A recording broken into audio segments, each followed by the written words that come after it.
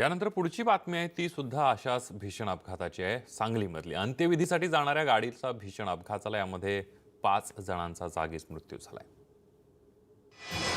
अंत्यविधीला निघालेल्या 5 जणांवर काळाचा घाला। गाडीचं स्टीअरिंग लॉक झाल्यानं अपघात। गाडी थेट विहिरीत पडली। नातेवाईकाच्या अंत्यविधीला जाणाऱ्या 5 जणांवर काळानं घाला घातलाय। त्यांच्या गाडीचं स्टीअरिंग लॉक झालं, त्यामुळे चालकाचं गाडीवरचं नियंत्रण सुटलं आणि गाडी थेट एका विहिरीत शिरली। विहीर पाण्याने तुडुंब भरलेली असल्यानं कुणालाही बाहेर निघता आलं नाही, त्यामुळे गाडीतील 5 जणांचा दुर्दैवी अंत झालाय।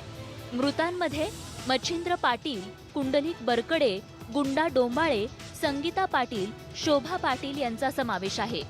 तर हरिबा वाघमारे गाडीच्या काचा फोडून बाहेर आल्यानं ते बचावलेत। एकाच परिवारातील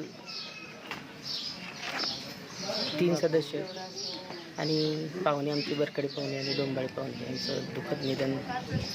गाडी एकदम विहिरीमध्ये जाऊन पडली आणि त्यांचं दुःखद निधन झालं। सांगली जिल्ह्यातील झरे पारेकरवाडी इथे हा भीषण अपघात झालाय। रात्र असल्यामुळे बचाव कार्यात अडथळे येत होते। त्यानंतर जेसीबीच्या मदतीनं कार विहिरीतून बाहेर काढण्यात आली, मात्र तोपर्यंत 5 जणांचा मृत्यू झाला होता। विहिरीमध्ये झाल्यावर मग काय आणली माणसाने, कासरं दावे लावली, गाडी बांधली, गाडी ओढून निघाली नाही। पण जेसीबी आणली अर्ध्या पाऊण तासात। जेसीबी नेऊन गेले ती जेसीबी पण पोहोचना, मग ती जेसीबी पण ओढून पुणे ट्रॅक्टर आणून ओढून काढली। 5 जणांचा मृत्यू झाल्यानं आटपाडी गावात शोककळा पसरली आहे। त्यामुळे गाडी चालवत असताना अतिघाई करू नका, हेच या निमित्तानं सांगणं। सांगलीहून आसिफ मुरसलसह ब्युरो रिपोर्ट, न्यूज 18 लोकमत। त्यामुळे आजचा वार कुठेतरी घातवार ठरलाय असंच म्हणावं लागेल। यानंतर बातमी शिर्डीमधली आहे। शिर्डीतल्या ग्रामीण भागातल्या एका इंजिनिअरिंगच्या विद्यार्थ्यांना इलेक्ट्रिक सायकल बनवली आहे। विशेष म्हणजे त्यांना आपल्या जवळच्या सायकललाच ई सायकलमध्ये रूपांतरित केलेलं आहे। या विद्यार्थ्याला ही कल्पना कशी सुचलेली आहे, बघूया एक रिपोर्ट।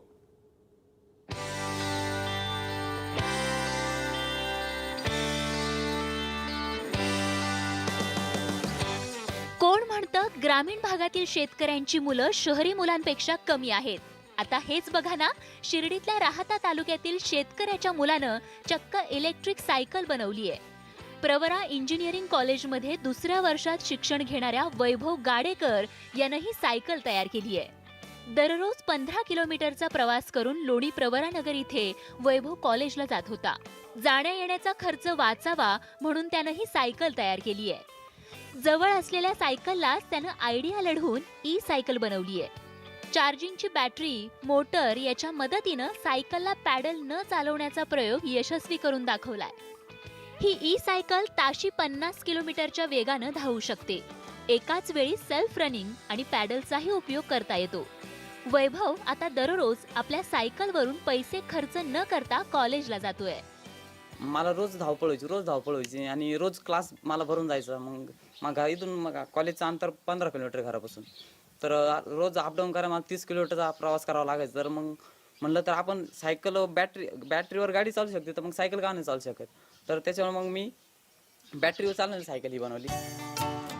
ग्रामीण भागातील मुलांची घरची आर्थिक परिस्थिती बेताची असल्यानं अनेकदा शाळा कॉलेजला जाता येत नाही किंवा साधनच उपलब्ध नसल्यानंही शिक्षण सोडावं लागतं, आणि म्हणून अशा विद्यार्थ्यांसाठी ही ई सायकल नक्कीच फायदेशीर ठरू शकते।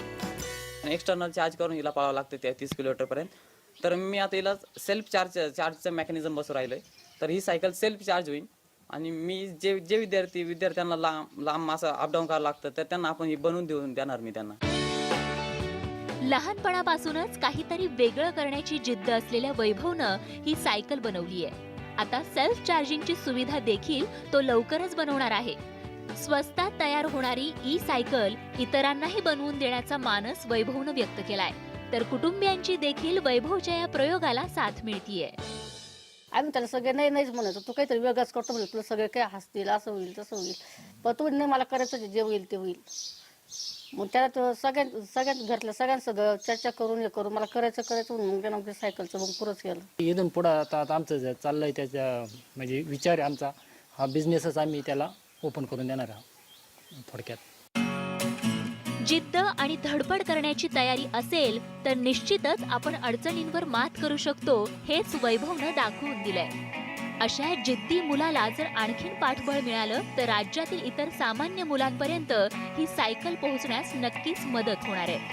अहमदनगरहून हरीश दिमोटेसह ब्युरो रिपोर्ट, न्यूज 18 लोकमत.